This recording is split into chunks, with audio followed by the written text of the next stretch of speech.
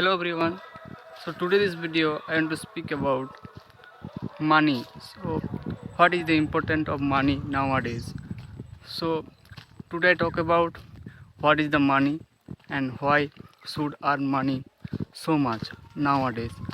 So if you have money, so you can buy anything. You can buy motorcycle, you can buy any type food items, and you can buy any type books of poetry, poem.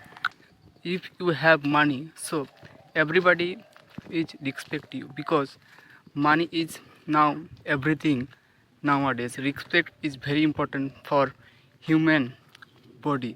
So if you have money, so everybody respect you. If you don't have money, so everybody don't respect you. And if you have money, so you can go anywhere, any country in West Bengal and other country. You can go so easily because if you go anywhere, so conductor and in the train of TT, so you travel any type bus, any type train, because if you don't have money, so you cannot travel any type bus, any type train, aeroplane, etc.